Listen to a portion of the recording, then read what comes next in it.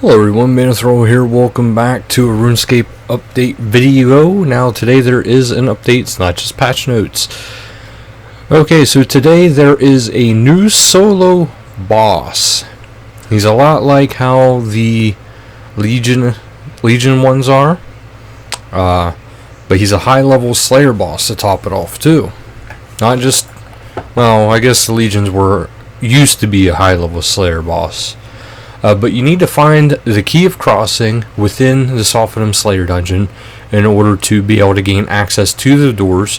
And if you see my Sophidim Slayer dungeon video, you'll see where those doors are. They're at the very end.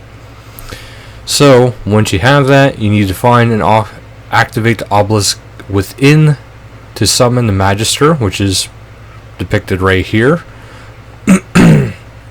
You need to have 115 Slayer, which can be a boosted stat. I can't quite do that, I don't believe, so I can't really show you the fight. But you need to have access to Sophidim Slayer Dungeon, which also requires Ictharian's little help request, and you also have to be a member. Now the rewards, this is the Magister are, well, notable drops from Magister are the phylacteries. You can smash those, release the souls trapped within, and you get to obtain a scripture. And it says combine 100 scraps of scripture to make a blessing of sand, sea, or sky. And it says when you get all three, you can apply them to the Kopesh of the Caridian, or its offhand variant to buff it up to a mighty tier 92 weapon. So that's actually pretty cool. It makes sense of what those weapons actually are, which apparently you can get them from shifting tombs if anybody is interested in that. Then there's also the gloves of passing, which gives monstrous melee mitts with tier 85 stats. It says they also grant a special effect when worn. After using Havoc, the damage of your next attack against the same target is boosted by 7%. There's of course, more different types of drops, including the drops that are throughout the Sophidim Slayer dungeon. There's lore drops, and there's also a new boss pet, which is a bobblehead. And if it does, like they were saying within the one live stream, it has attack animations, so whenever it is attacking with you, it can actually be used as an override for familiars. So that's actually a big deal, and they kind of want to do that for other boss pets in the future. Okay, so now we'll wait until we get to that because that's more patch notes. But live streams this week, Friday, July 7th at 2000, there's an update preview with Mod Shani, and July 9th at 1900 game time, PVM with Mod Lee. And the summer sweepstake winner was Nairudu, winner of the summer sweep competition and proud owner of a Razer Blade gaming laptop. So congratulations, Nairudu. That is a pretty big win. Okay, so I don't know how many of these Menaphos and patch notes are going to overlap. So if I repeat any, I apologize. Okay, so there's a lot of stuff. It says we've added a whole new insect collection for you to complete. Access it via the Menaphos collection journal, which can be obtained from the assistant librarian Sobowtai if you don't already have it. A bumper selection of books has been added to the Menaphos library. Many were written by community members as part of a recent writing competition. Have fun reading them. A daily challenge giver, Challenge Mistress Rushida, now stands near the pharaoh statue by the Menaphos lodestone. There is now a fairy ring near the fountain behind the Grand Pyramid code CKQ. There's a player in house portal in the port district behind Kags. Portmaster Kags now has additional transport options. Jalzavara and the Exiled Cowfight Hive, Narada and the Heart, and the Dominion Tower. The Ferrociptor can now teleport you directly to the Grand Pyramid. Jalkabir, is the pyramid's name for the Ferrociptor, Scepter of Gods, teleports. You can now earn the Of Menaphos title if you reach rank 10 in City Reputation. An implant collector has been added on the west wide of the pretty sure it's supposed to mean west side of the Pharaoh statue of Menaphos. This collector has the ability to toggle off the spawn of each type of impling and Gothixian butterflies around the city once you've unlocked the City Reputation reward. As an additional reward for the Fight Club, you can now travel from Sophonim to Menaphos via the bridge. Quest NPCs in Menaphos now have the mini-map and world map icons. Asibo's toy stall is now open in the southeast corner of the Merchant District Marketplace. He's basically the Ango. There's now a summoning obelisk in the house next to the marketplace.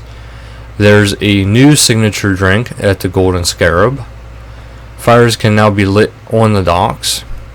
The desert swamp to the northeast of Sophonim has been graphically updated.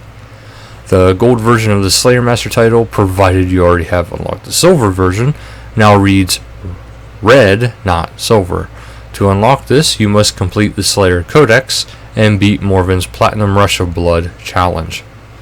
Ka the cat has been rehomed near the Soul Altar. And now for more patch notes. Graphical. A short icon has been added to the agility shortcut in Brimhaven Dungeon. Other multi-hit special attacks such as a Dragon Dagger, Dragon Claws, Armadillo Battle Staff special attacks once again hit the correct number of times. A check has been added to ensure that Revolution functions correctly when a shield is equipped. Dying to Nex Angel of Death in practice mode will no longer unlock the prison barrier in the original Nex boss area. A minor blocking issue inside the House of Al-Kharid has been fixed. Skill D&Ds and minigames. A block task can now be given by a Slayer Master when the Slayer Mask for that type of creature is used. Simon Templeton no longer references cliffs that aren't there. Using the agility pyramid once again requires level 30 agility. Cockatrice now attack correctly. Quest challenges and achievements. Hassan can now be seen on the Al-Kharid Palace roof from multiple levels during the Jack of Spades. Blue boxing has been added to Osmond on the roof of the Al-Kharid Palace during Jack of Spades. The ending cutscene of Tale of Two Cats has been updated to account for Sophanim's recent graphical improvements. You can once again claim easy desert task set rewards from Hassan. More Menaphos. Menaphos' reputation now caps correctly on the tooltip. The chance to receive Soul Devourer's soul has increased. There is now an increased chance to receive a creature's soul if the player has 2 million Slayer XP. 200 million. A 3-second delay has been added between catching souls for the Slayer Codex. The Soul Obelisk demands your full attention. Duels will now be cancelled while interacting with it. Abyssal demons will no longer teleport through the entrance barrier in the player-owned Slayer dungeon. Simona now only assists scorpions, desert lizards, and only assigns scorpion, desert lizards, crocodiles if their level required to kill them in the Sophonim Slayer dungeon is met. Players can no longer understand Phasa when attempting to talk to her without the Go Speak amulet. An issue that was preventing the quest point total from being updated correctly until logging out after completing the Crocodile Tears or Fight Club has been fixed.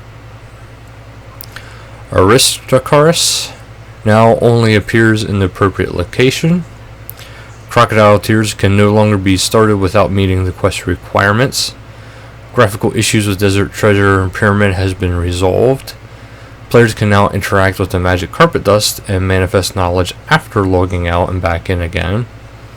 A teleport option to Acadia trees has been added to the Nature's Sentinel outfit. Players can now right-click the tomb entrance for a list of locations to travel to. That has actually already been going on. A number of spelling and grammar errors in the Menaphos content has been fixed. Confused citizens of Menaphos no longer disconnect players if they cannot remember what help they need. World map labels have been added for the Menaphos faction leaders. Some unusual pathing around the Raja, the Mammoth, has been fixed. Some of the patches of grass have been removed from Menaphos. Two typos in the 5% XP boost buff icon for Menaphos have been fixed. Some flickering has been removed from the purple Menaphite tents in the desert. Missing floors have been added to buildings in Polnovich. Last week's hotfixes. Environment overrides were stopped from applying when using the Java client since they were not applying correctly. A disconnect that previously occurred when a player died in a group with another member offline or on another world has been fixed. A disconnect that was previously occurred when trying to drag an ability to the action bar from the strength tab of the melee ability book or the constitution tab of the defense ability book has been fixed. The orb of Cyber Elders will now broadcast correctly when a drop is received. Quick teleporting will now correctly complete various tasks and update the last teleported to right-click option on the home teleport button. Scopulus will no longer attempt to retaliate against players when trying to walk towards its partner. Last week's code fixes says a certain variable limit has been altered to ensure that all players' interface layouts and presets load correctly. Cosmic runes now correctly restock every day.